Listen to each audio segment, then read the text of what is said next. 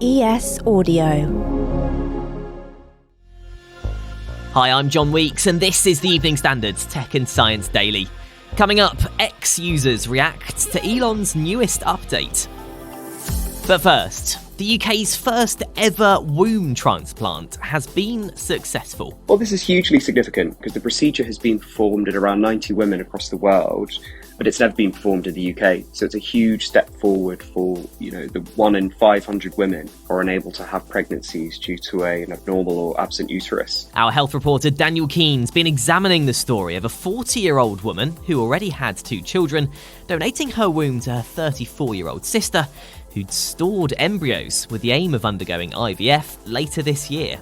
The operation took 9 hours and 20 minutes, and lead surgeon Professor Richard Smith from Imperial College London said the experience had been quite remarkable and the procedure had been a massive success. The 34-year-old patient receiving the womb was born with Mayer-Rokitansky-Kuster-Hauser syndrome, a rare condition that causes an underdeveloped vagina and underdeveloped or missing womb.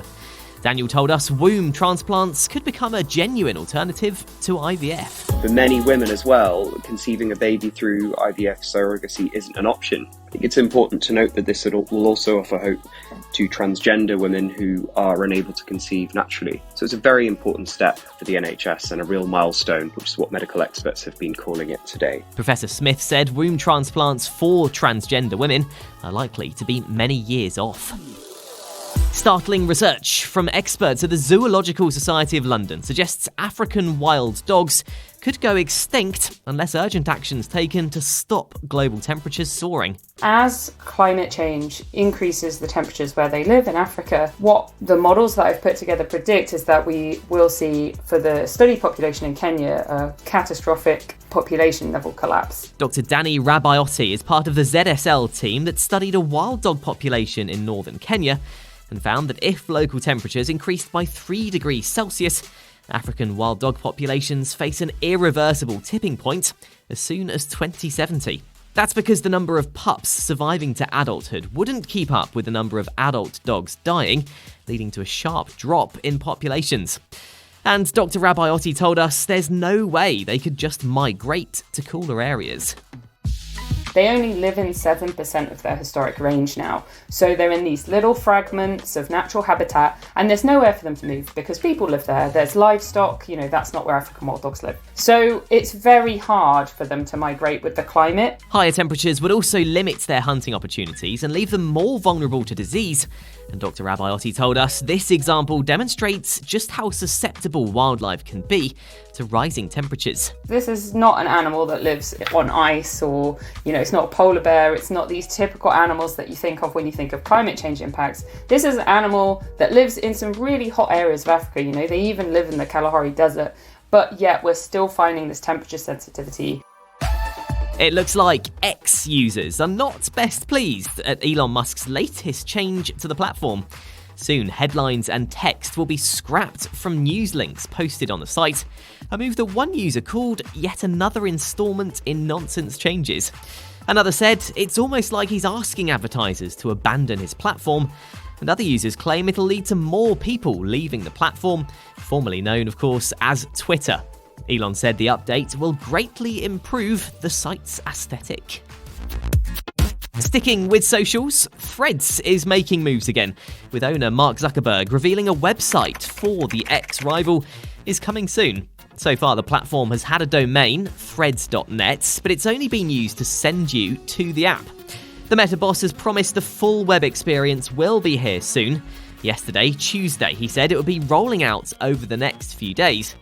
It has been a tough couple of months for Threads since it launched, though. Just a week after going live, active users on Android plummeted, along with a drop in time spent on the app.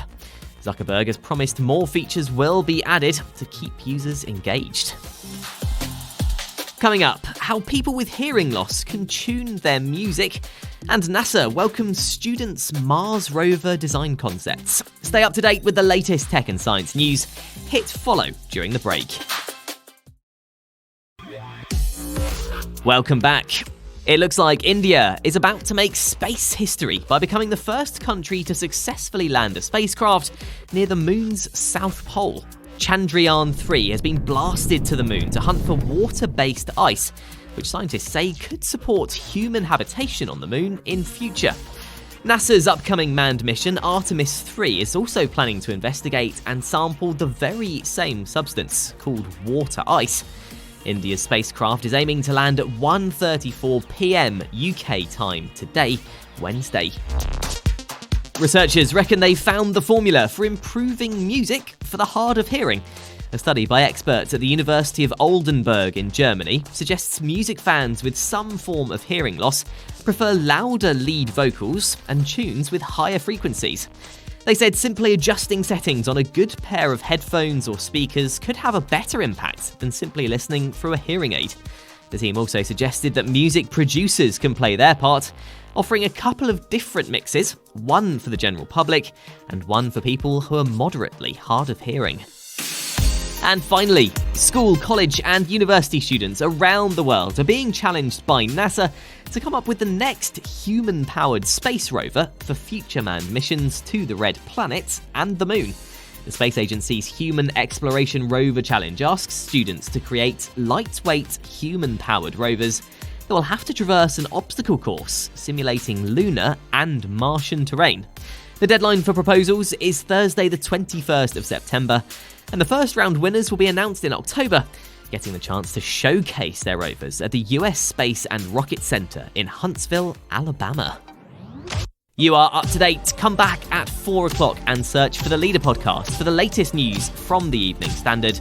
We will be back tomorrow afternoon at 1. See you then.